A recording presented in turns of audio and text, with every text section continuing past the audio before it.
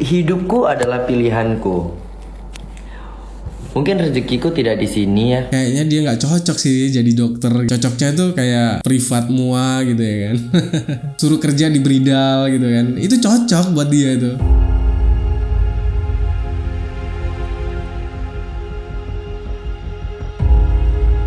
Di video kali ini gue mau ngebahas soal Pharrell, bocah bengis dari TikTok yang ceritanya katanya si bocah ini ditelantarkan oleh orang tuanya. Giliran hidupnya udah dijamin oleh Dr. Richard Lee, sekarang malah sesuka hati mau bawa kabur uang fasilitas yang udah dikasih Dr. Richard Lee. Gak tahu diri kan? Iya, memang gak tahu diri. Padahal gengs, Dr. Richard Lee ini cuman pengen dia tuh fokus belajar. Itu doang. Fasilitas, uang bulanan, segala macem itu udah ditanggung sama Dr. Richard. Malah lebih dari cukup katanya. Supaya apa ya? Supaya si Pharrell ini berhasil dan bisa jadi dokter. Sekarang malah lebih milih jadi TikToker. Tahu gak sih gengs? Dia ini malah menggigit Dr. Richard Lee yang udah ngebantu semua gitu. Sekarang tuh malah nyebarin video-video kesedihannya coba. Karena dituntut ganti rugi 40 juta oleh Dr. Richard Lee. Kurang ajar kan? Mukanya tuh udah macam orang yang paling teraniaya di dunia, gengs. Padahal mah jahat banget nih orang. Ternyata aku disuruh ganti 40 juta.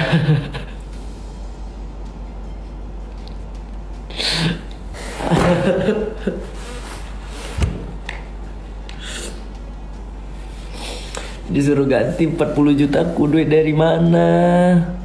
Jual ginjal.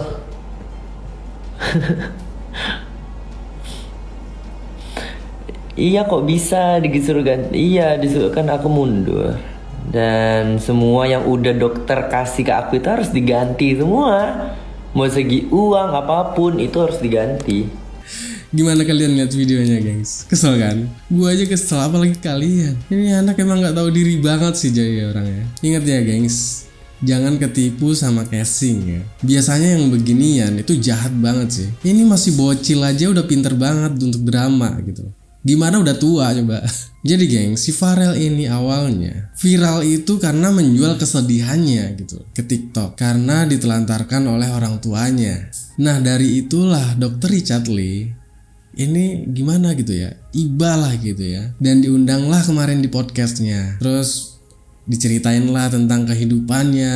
Pokoknya ceritanya miris banget lah ya. Sampai Dr. Richard Lee itu tersentuh lah hatinya gitu kan mendengar cerita si Pharrell ini. Ya karena ceritanya itu ya menyedihkan lah ya. Lalu ditawarin lah si Pharrell ini untuk menjadi adik angkat si Dr. Richard Lee, sekaligus akan disekolahkan lah gitu ya. Dan semuanya itu ditanggung oleh Dr. Richard Lee. Sampai neneknya, kan neneknya itu masih ada tuh yang kemarin ngurusin si Pharrell memang. Itu juga bakalan ditanggung sama Dr. Richard Lee. Jadi si Pharrell ini udah fokusnya untuk belajar doang gitu. Nggak usah mikirin neneknya. Segala macam tuh biaya hidupnya neneknya itu udah ditanggung sama Dr. Richard Lee. Ya jadi fasilitas sudah kakak kasih, tempat les juga kakak sudah aturkan, baik les Inggris ataupun juga les yang lainnya. Tinggal kamu fokus saja kumpul prestasi kamu ke kakak. Oke. Dan kakak akan kasih kamu uang bulanan yang cukup nggak cukup harus cukup untuk kamu. I don't care. Kamu jangan rengek dengan kakak.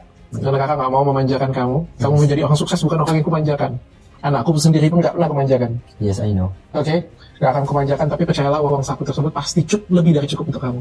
Dan kamu nggak usah pikirin nenek, karena ada bagiannya kakak juga kasih untuk nenek.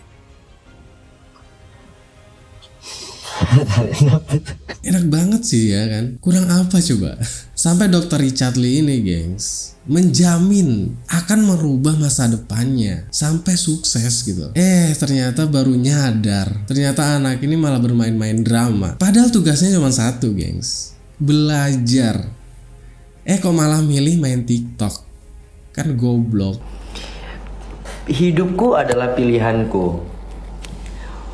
Mungkin rezekiku tidak di sini ya. Mungkin kehidupanku bakal menjadi seperti ayahku atau papaku, masuk penjara.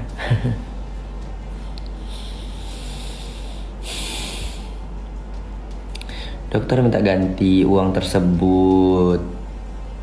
Aku nggak nyerah, tapi aku pengen keluar dari sini gitu. Aku pengen keluar dari sini. Aku tidak mau ya merasa tertekan gitu. Settingan boleh, settingan nanti aku mau nunjukin chat-chatnya, tapi ya nggak boleh gitu. Jijik banget gue sumpah.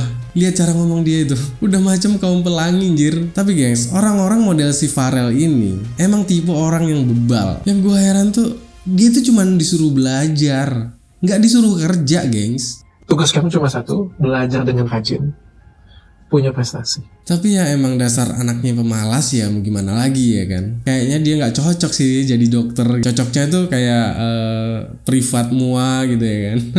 Suruh kerja di Bridal gitu kan. Itu cocok buat dia tuh. Entah pikirannya gimana tuh anak. Padahal belajar sambil ngonten juga bisa gitu. Iya kan? Menurutku dia sudah punya masa depan yang indah. Kemarin aku ada ngomong dengan dia, satu yang bisa menghancurkan masa depan dia cuma ada satu orang, dirimu sendiri. Dengar gengs, apa kata Dr. Richard Lee? Dia sudah menyiapkan masa depan yang indah buat si Farel coba. Tapi hanya satu yang bisa menghancurkannya, yaitu dirinya sendiri. Nah sekarang malah dilakuin bener gitu. Ih, anjir banget sih anaknya. Coba lihat.